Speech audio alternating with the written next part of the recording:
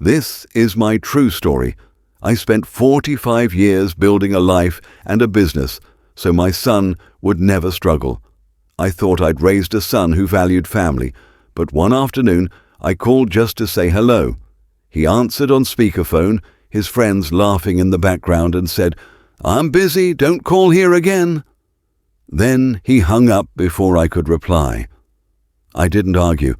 I didn't beg. I stayed silent. But he didn't know. I still had the power to take back what he thought was his. Before I tell you what I did next, tell me where you're watching from and what time it is there. And please subscribe so that my story can reach to more people. I was not born with much. My childhood was nothing more than a small, rented room, a second-hand coat that was too big for me, and the constant sound of my father's tired cough after working 14-hour shifts.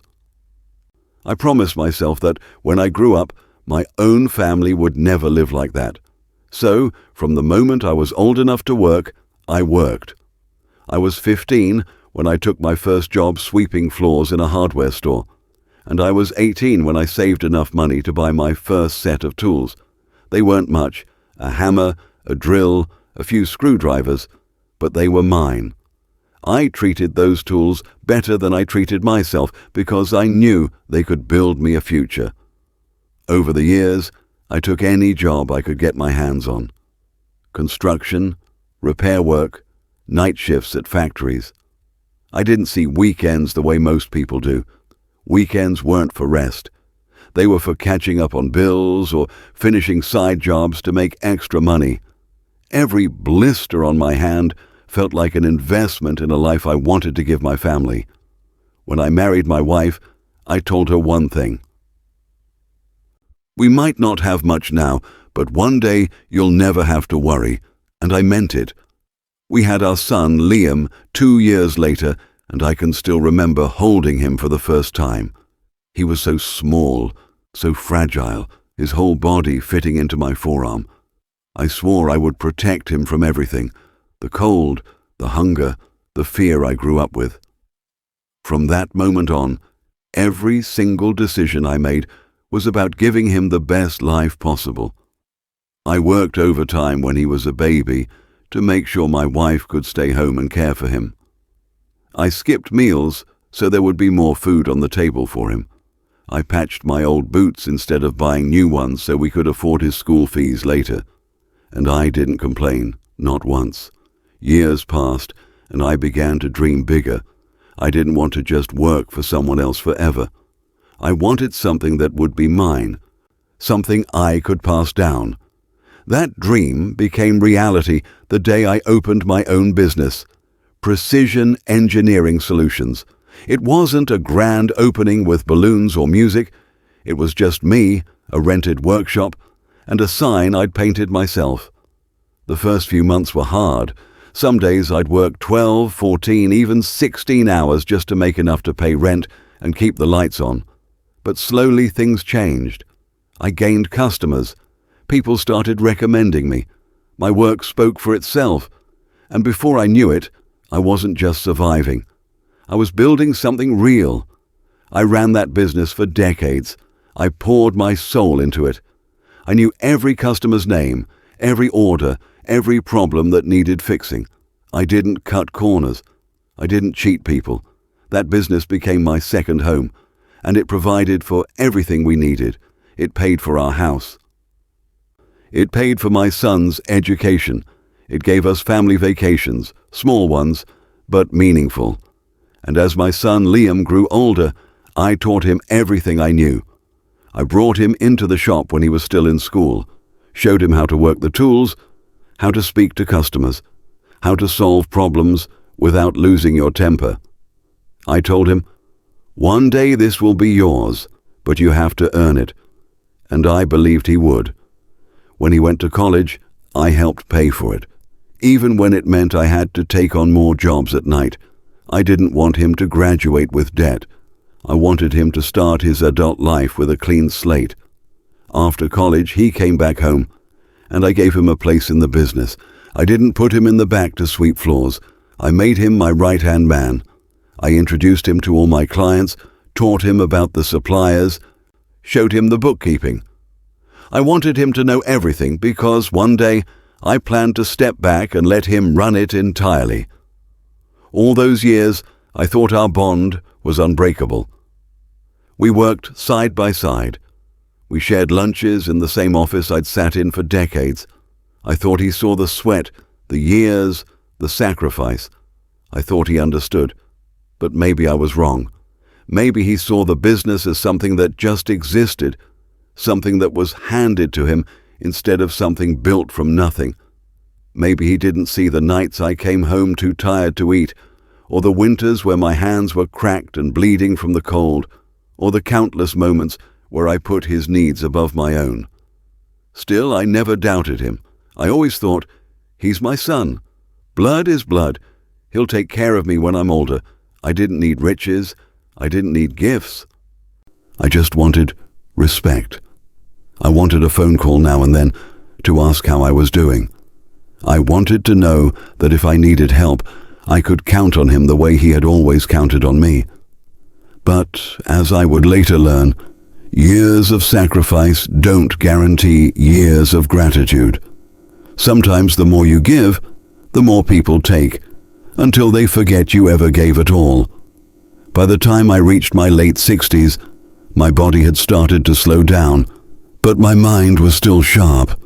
I could still walk into that shop and tell you exactly where every tool, every bolt, and every order was without looking at a list. But my knees ached, my back protested when I bent too long, and some mornings it took me an hour just to get moving. I wasn't the same man who could work from sunrise to midnight anymore. I knew I had to start thinking about the future, and in my mind, there was never a question about who that future belonged to. It was my son, always my son. I had built everything with the idea that one day he would take the keys from my hands and carry it forward. I didn't want to sell it to strangers. I didn't want it to vanish when I was gone. I wanted it to stay in the family as a legacy. I remember the day I told him I was ready to step back.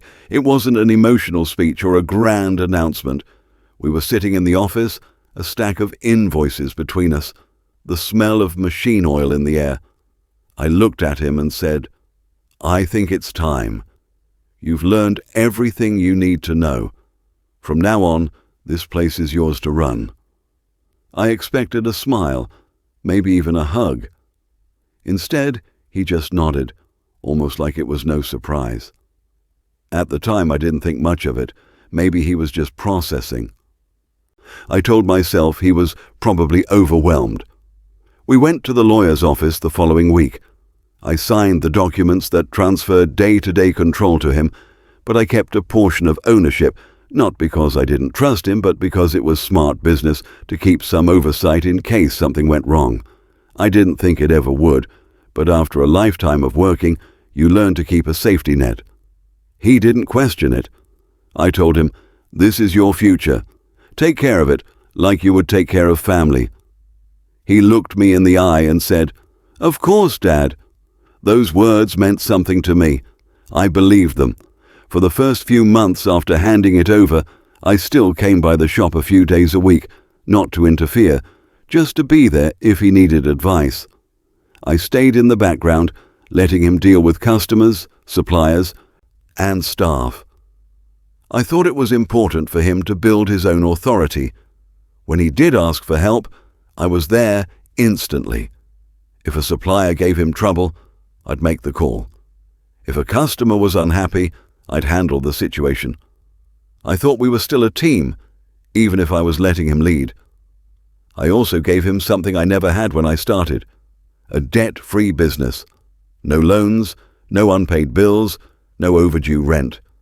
Every machine was paid for, every account in good standing. He was stepping into a position most people could only dream of, and I was proud of that, proud that I could give him a foundation I never had.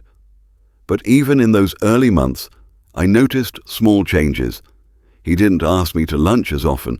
The conversations we had used to be about the future, about plans and dreams. Now they were short, about sales numbers or delivery delays. When I called, sometimes he wouldn't pick up right away. Sometimes hours would pass before he returned my call. I brushed it off at first, told myself he was busy. I knew running the business could be demanding. I'd lived that life for decades, so I understood. Still, there was something different in his tone, a kind of impatience that hadn't been there before. If I gave advice, he'd listen, but I could see in his eyes that he didn't really want it. He thought he had it all figured out. I remembered when I was young and thought I knew everything too. I hoped it was just that, the arrogance of youth, something that would fade with time. I didn't want to admit it, but part of me missed being needed. When you've spent your whole life providing, guiding, and fixing problems, it's hard to suddenly step back and be told, "We've got it from here." I wanted him to succeed, but I also wanted him to remember that the reason he had this success was because I had carried it on my back for years before he ever set foot in the office. I kept telling myself, "He's my son. He'll remember." But with every passing week, I felt that memory slipping from him. The respect, the gratitude. It was quieter now, almost invisible. Looking back, I think that was the start of the distance between us. Not a fight, not a betrayal in one sudden moment, just a slow drifting apart. The kind that creeps up on you until you wake up one day and realize you're speaking to someone who no longer sees you as the man who built their world, just as someone who's in the background of it. At first, I told myself nothing was wrong. Families go through seasons. Sometimes you're close.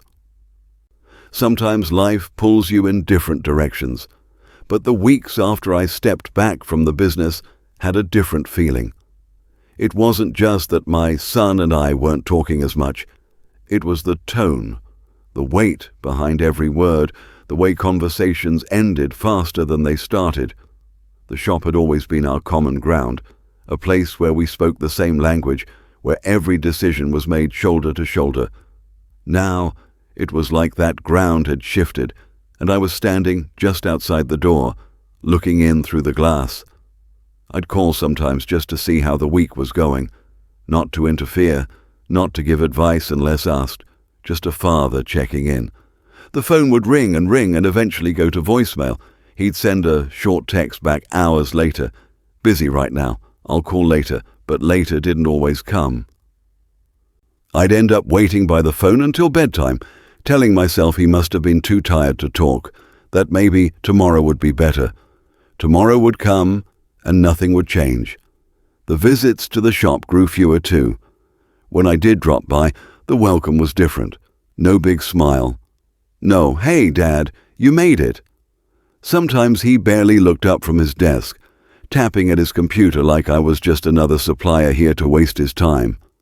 If I lingered too long, I'd catch that subtle glance toward the clock, as if my presence was something that needed to be managed, like a meeting that had run too long. The conversations we did have felt transactional. We had a good week, orders coming in late, employee quit. No warmth, no stories, no asking how I was doing, if my knees were holding up, if I'd eaten lunch yet. It was strange, feeling like a stranger to someone whose first steps I'd once caught in my own arms. I noticed other changes too. He stopped inviting me to family dinners as often. Holidays, which used to be loud and messy with laughter, became smaller for me. Sometimes I'd find out after the fact that they'd hosted friends or gone out somewhere without telling me. I'd see photos on social media, his wife smiling, the kids laughing, and realize I hadn't even been thought of. Or worse, maybe I had been thought of and deliberately left out. One time, I overheard something that stayed with me. I was in the shop's back office looking for an old ledger when I heard my son out front talking to one of his friends. They were joking about old-timers who can't keep up with modern business. His friend laughed, and then I heard my son's voice say, "Yeah, my dad still thinks this is the 90s. If I ran things his way, we'd be out of business by now." They both laughed. I stood there, my hand on the ledger, feeling like I'd been punched in the gut. It wasn't just disrespect, it was a razor, as if the decades I'd spent building this from the ground up meant nothing now that he was in charge, as if I was a relic to be politely ignored until I faded away. Still, I bit my tongue. I told myself that pride makes people say things they don't mean. I told myself that maybe he felt pressure I couldn't see, that maybe his coldness was just stress. I tried not to take it personally, but it's hard not to when the person treating you this way is your own flesh and blood. The calls from him became rare, and when they did come, they were almost always about something he needed. A contact for a supplier, advice on an issue with the city inspector, help smoothing over a customer complaint. I gave him what he needed every time. No hesitation, no lecture, because that's what a father does. Even when the respect you're given back feels like scraps. I remember one Sunday I decided to stop by his house. I had a box of old family photos, pictures of him as a boy, of his mother smiling in the kitchen, of the shop in its first year, and I thought maybe we could go through them together. When I knocked, my grandson opened the door, surprised to see me. My son was in the kitchen, but when he saw me, his face barely moved. No smile, no warmth. I explained about the photos, but he just said, "Can you leave them? I'm busy right now." I left the box on the table and walked out. As I was leaving, I heard laughter from the backyard. A group of friends were there, music playing, the smell of barbecue in the air.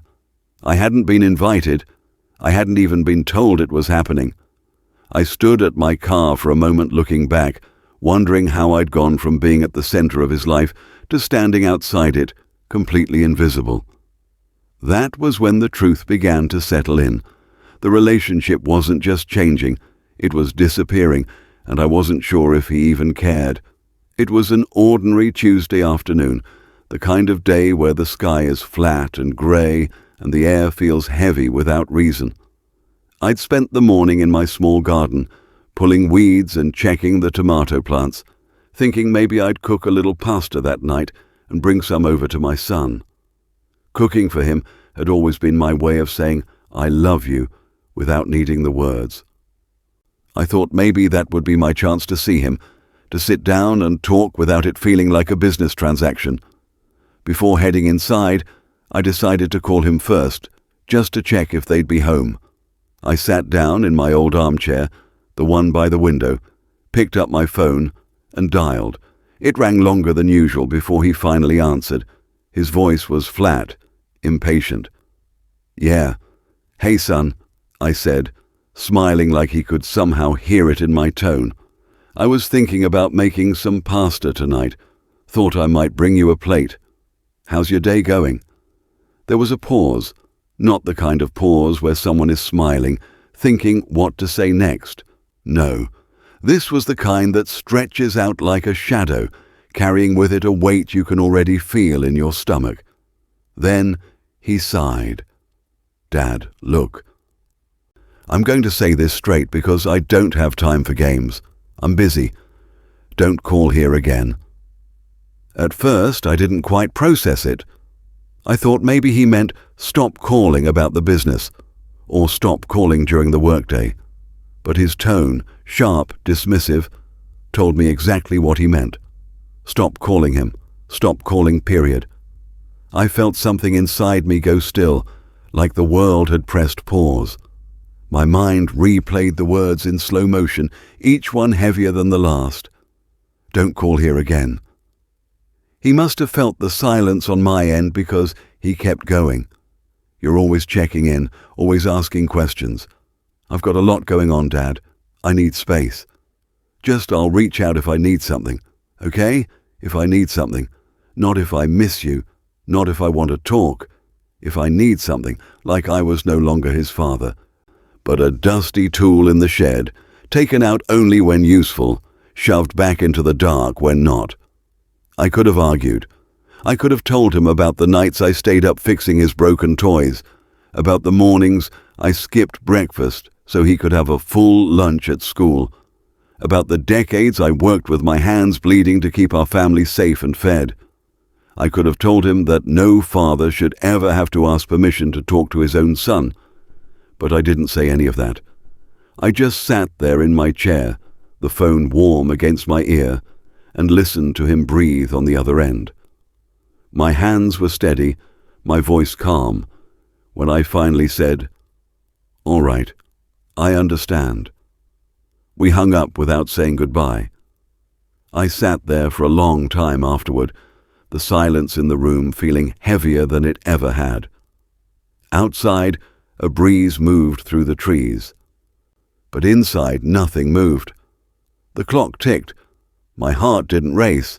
It slowed as if my body already knew what my mind was only starting to realize.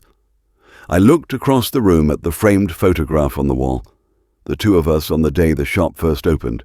He was just a boy in that picture, grinning ear to ear, his small hands clutching a ribbon we'd cut together. I remembered telling him that day, "One day this will be yours."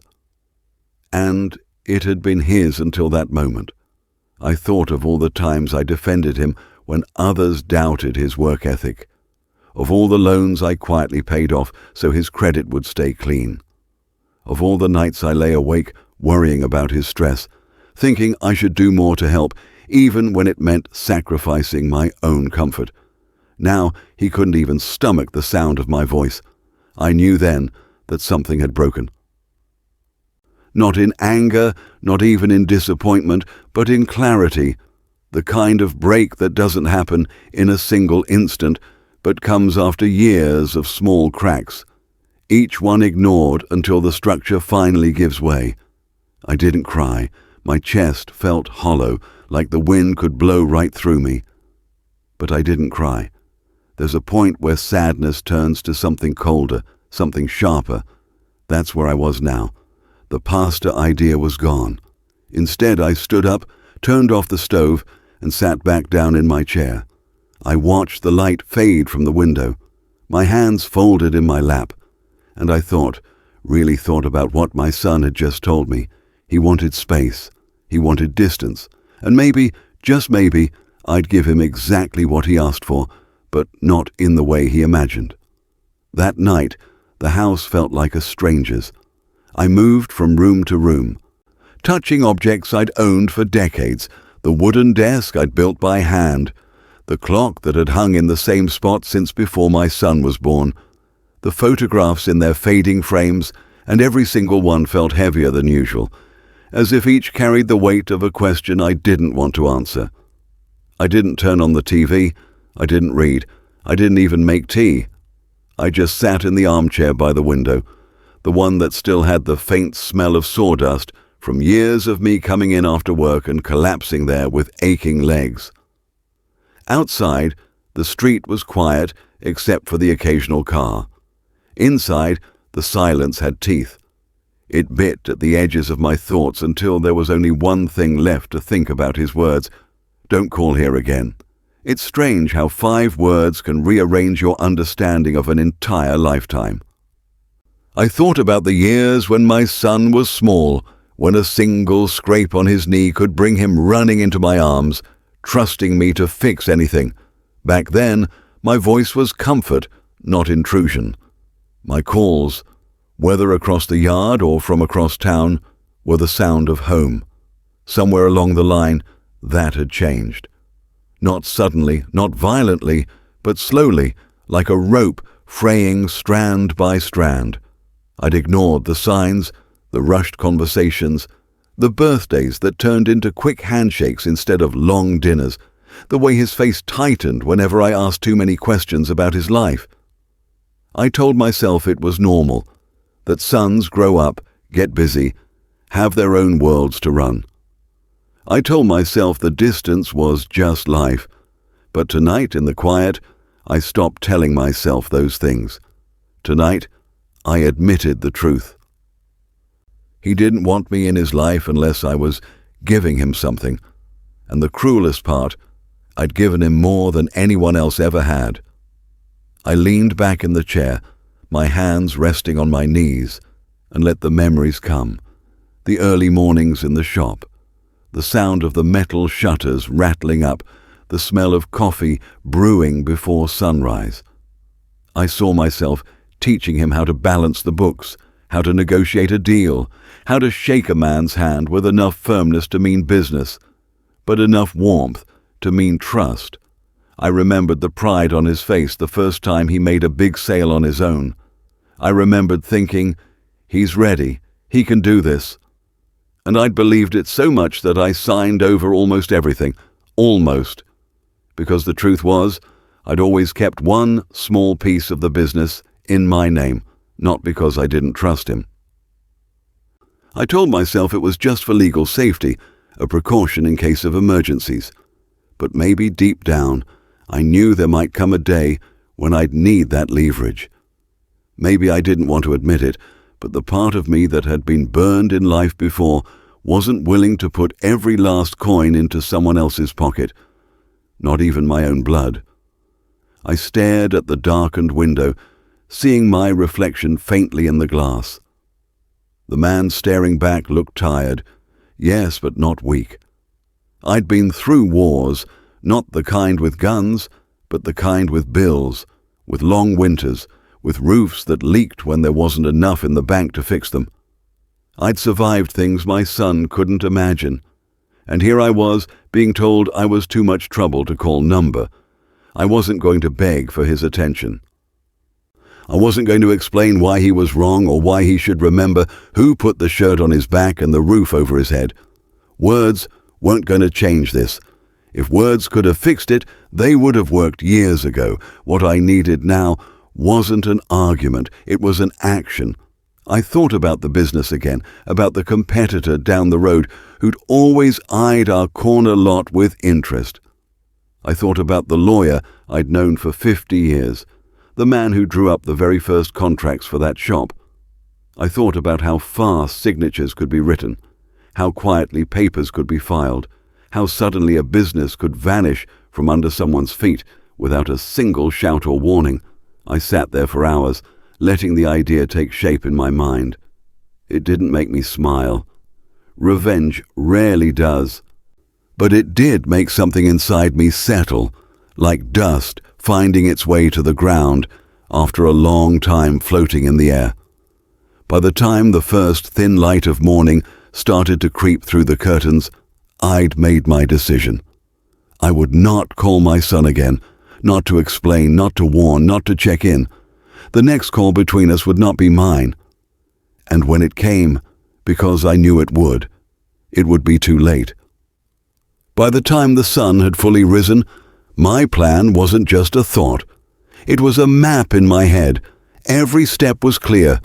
Every name I'd need to call, every paper I'd need to sign, every detail that would have to be airtight. My son thought the business was untouchable now that it had his name on the front door. He thought I had walked away from it entirely, that my role was nothing more than an old man's sentimental attachment. That was his first mistake. When I retired, I didn't just hand over the keys and disappear. I kept a small but crucial stake. 60% voting rights tucked inside a clause that most people would skim past. It had been my lawyer's suggestion decades ago. Always leave yourself a way back in. I hadn't thought I'd ever use it, but now it was the only thing keeping me from being powerless. I went to my desk and opened the bottom drawer, the one I'd kept locked even after retirement. Inside was a thick, weathered folder, old contracts, deeds, tax forms, and one particularly important shareholder agreement. The paper was yellowed at the edges, but the black ink still stood sharp, my name right there above his majority owner, final decision maker. I sat there for a while, just running my finger over that signature. It wasn't pride I felt. It was something quieter, the kind of calm that comes when you know you hold the match and the gasoline, and all that's left is to decide if you'll strike it. By 10 a.m., I was dressed in my best suit, not flashy, but the kind that says you're here for business. Dark grey, pressed with the same tie I'd worn the day we opened the shop. My cane tapped against the hardwood floor as I walked to the front door, a slow and steady rhythm. I locked the house behind me and stepped into the morning air. The law office was just 3 blocks from the shop. I'd walked that route 1,000 times when I was younger, but now every step carried more weight. People on the street nodded, some recognizing me, some just seeing another old man. None of them knew what I was about to do. When I walked into the office, the receptionist looked up, her eyes lighting with recognition. "Mr. Thompson," she said warmly. "It's been too long." "Not long enough," I replied, my voice even. "Is Robert in?" She picked up the phone and, within minutes, my old lawyer, grey-haired now, but still with that sharp glint in his eye, came out to greet me. We shook hands like old soldiers meeting again after a long war. "Didn't think I'd see you back in here," he said as he led me into his office. "Neither did I told him, lowering myself into the chair, but things change." I laid the shareholder agreement on his desk. He adjusted his glasses and read it over, nodding slowly as if piecing together my thoughts before I even spoke them. "You still have full authority to sell, restructure or dissolve," he confirmed. "He can't stop it unless you sign that away, which you haven't. I want it sold," I said plainly. Quietly, quickly, "I don't want him getting wind of it until it's too late." Robert didn't flinch. "Do you have a buyer in mind?" "I know exactly who," I said. "Call Mr. Reynolds. He's been sniffing around for years." The next hour was spent going through the logistics, valuation, paperwork, transfer of funds. It was all business. No small talk. Every so often, Robert would glance at me, maybe looking for hesitation, but I gave him nothing. The decision had already been made last night in that armchair. Before I left, he said, "You understand this will leave him with nothing." I met his eyes and replied, "No, it will leave him with exactly what he left me." Silence. Back on the street, the air felt different. Not lighter, not yet, but steady, solid. I walked past the shop, not going in, just looking at the front window where my son had replaced my old hand-painted sign with a sleek new one. The gold letters gleamed in the sun, and for a brief moment, I almost remembered the day I'd first put the keys in his hand. The pride, the trust, the hope. Then I kept walking. By the end of the day, Robert had confirmed that Reynolds was ready to buy. The offer was more than fair, generous even, and I didn't care if my son thought the price was too low or too high. It wasn't his decision anymore. The sale would be finalized within the week, and I knew without a doubt that when the dust settled, the next call from my son wouldn't be a casual check-in. It would be panic, and I would be ready. The thing about revenge is it works best in silence. No warnings, no confrontations, no raised voices. Just the sound of quiet paperwork being signed in a sunlit office while the other person still thinks the world is steady beneath their feet. 5 days after that meeting with Robert, everything was in motion. Reynolds's legal team had drawn up the purchase agreement. The bank was preparing the transfer. The company's assets were already being evaluated and catalogued, and every step of it was happening behind closed doors. My son went about his week thinking he was in control, that the business was humming along under his steady hand. He didn't know that control had already slipped through his fingers. I didn't go anywhere near the shop. I didn't call him. I didn't so much as walk down that street again. I wanted him comfortable, maybe even a little cocky. That's when the fall hurts most. On the morning of the signing, I was up before the alarm. The house was quiet, the kind of quiet you can feel in your bones. I brewed a pot of coffee and sat at the kitchen table, staring at the steam curling upward. I thought about all the mornings I'd started this same way before the shop opened, before the first customer walked through the door, when I believed I was building something for my family's future. Now I was dismantling it with the same steady hands. I dressed sharply again, the same suit, the same tie. Not out of vanity, but because moments like this deserve a certain kind of respect. Respect for the work it took to get here. Respect for the finality of what was about to happen. The law office smelled faintly of lemon polish when I walked in. Robert was already there, the documents neatly stacked on his desk. Reynolds sat opposite him, his expression neutral, but his eyes alert. He was a businessman through and through. He knew a good deal when he saw one, and he wasn't about to ask questions about why I was selling. We went through every page. I initialed where I needed to, signed where I had to, and with each stroke of the pen, a little more of the weight I'd been carrying slid off my shoulders. The sale price, $1.8 million, was agreed upon. The funds were to be wired into my personal account before the end of the day. When it was done, Reynolds reached across the table and shook my hand. "You built something solid," he said. "I'll take good care of it." I didn't reply. His care for it was none of my concern. My concern was that it was no longer my son's. Robert slid the final folder toward me, the one confirming the change of ownership had been filed with the state. It was official.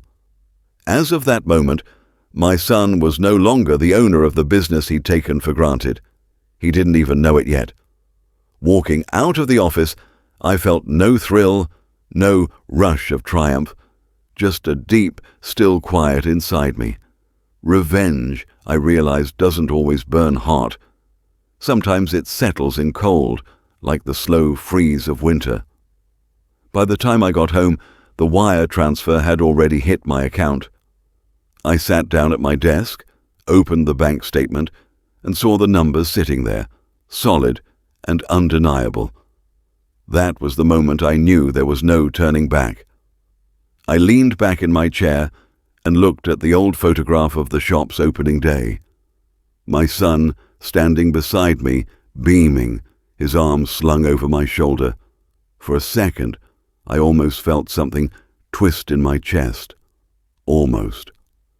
But then I remembered his voice on the phone a week earlier. "I'm busy. Don't call here again." Cold, final, like I was nothing. That memory steadied me. From that point on, my only task was to wait. Reynolds would take possession immediately, his team stepping in to oversee operations. My son would walk into the shop one morning expecting another day of business as usual, and instead he'd find strangers at his desk, paperwork on the counter, and no trace of his authority left. And when that moment came, when the panic set in and he reached for his phone, I'd be ready to answer, not to explain, not to comfort, just to make sure he understood exactly what it feels like when someone you trust decides you're not worth their time. The trigger had been pulled. The shot was already in motion. All that was left was to hear it land. It didn't take long. Exactly 7 days after that last conversation, the one where he told me to stop calling, the phone rang, not just once, but over and over. 7 missed calls in the space of an hour, same number each time. My son's. The first time it rang, I was sitting in my armchair by the window, sipping tea and watching the rain slide down the glass. I let it buzz until it went silent. The second time, I set the phone face down on the coffee table and listened to the muffled vibrations. The third time, I picked it up just to see his name on the screen and then set it back down without answering. By the fourth call, I knew the panic was setting in. By the fifth, I decided to answer. His voice was different now, tight, frantic, with that edge people get when the ground has just dropped out from under them. "Dad, Dad, what happened?" He burst out before I could say a word. "I got to the shop this morning and there were people there, lawyers. They said the business isn't mine anymore. They said—" His words tumbled over each other, breaking apart into ragged breaths. I didn't interrupt. I didn't ask how he was feeling. I let him keep talking, because I wanted to hear it all. The confusion, the desperation, the dawning realization that something irreversible had happened while he wasn't paying attention. He kept going. "You can't do this to me. This is my livelihood, my only income. How am I supposed to—" "Please." His voice cracked the way it used to when he was a boy and didn't get his way. Only this time, he wasn't asking for a toy or extra dessert. He was asking for the life I had just taken from him. I closed my eyes and let the silence stretch for a moment. I could almost see him pacing, running a hand through his hair, staring at the paperwork he didn't understand. Finally, I spoke. My voice was calm, steady, almost quiet enough to make him lean into the phone to hear me. "I thought," I said slowly, "you didn't want me calling." There was nothing on the other end for a second, just breathing. Then a stammered, "What? What does that have to— Dad? I didn't mean—" But I had already pulled the phone away from my ear. My thumb hovered for a second over the red button, and then I pressed it. Call ended. No goodbye. No promise to talk later. The room was silent again, only the rain against the glass and the ticking of the old clock in the corner. I set the phone down, turned it over so I couldn't see the screen, and went back to my tea. I didn't check for more calls that day. I didn't need to. The sound of his voice, shaken, pleading, was still echoing in my mind, and for the first time in a long while, I felt lighter. After I hung up, the phone lit up again within seconds. Call after call, 10 in a row. I didn't answer a single one. I sat there in my armchair, letting the vibrations rattle the table, the sound filling the quiet room like a swarm of trapped insects. Eventually the calls stopped. For a while, then came the messages. Short at first, then longer, messier. "Dad, we need to talk. Please just call me back." I didn't mean what I said. I was stressed. "I need you right now." I read none of them. I only saw the previews flash across the screen before they disappeared. I wasn't angry anymore. I wasn't even hurt. I was simply done. A day passed, then two. On the third day, I answered one of his calls. Not because I wanted to, but because I wanted to make sure my final words would leave no room for misunderstanding. When I picked up, his voice burst through the speaker like water through a cracked dam. "Dad, thank God. Listen, I was wrong. Okay? I messed up. I didn't mean to say that. I didn't mean it. We can fix this. We can figure something out. You just have to." I waited until his sentence broke into stammering. Then I spoke. "I gave you everything I had," I said slowly, my voice low and steady, "and you told me not to call." Silence, no breath, no reply, just that dead empty pause that follows when someone finally understands the truth and realizes there's nothing they can say to change it. Then I hung up, and that was the last time I ever heard his voice. The days that followed were quiet, the kind of quiet I used to think was lonely, but now felt like peace. I didn't wait for his calls anymore, and I didn't dread them either. I cancelled the line he always used to reach me, changed my number, and made sure no one in the family had it, except the few who still knew how to knock on a door before they asked for something. I moved my chair closer to the window, where the light came in warm every morning, and I started planting again. Tomatoes, peppers, a row of marigolds just for colour.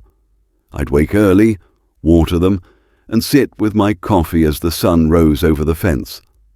I thought about the shop sometimes, not with bitterness, but with a strange fondness, like an old friend I'd lost touch with. The key still sits on my desk, right where I put it the day I walked away. Some days I pick it up, turn it in my hand, feel the weight of it, the cool metal against my skin. It reminds me that I built something from nothing twice, once in business, once in family. One succeeded, the other didn't. I don't hate my son. Hate is heavy, and I've carried enough weight in my lifetime. but I will never let him close enough to wound me again. Love, I learned, is given freely, but respect, that must be earned, and he stopped earning it the moment he told me not to call.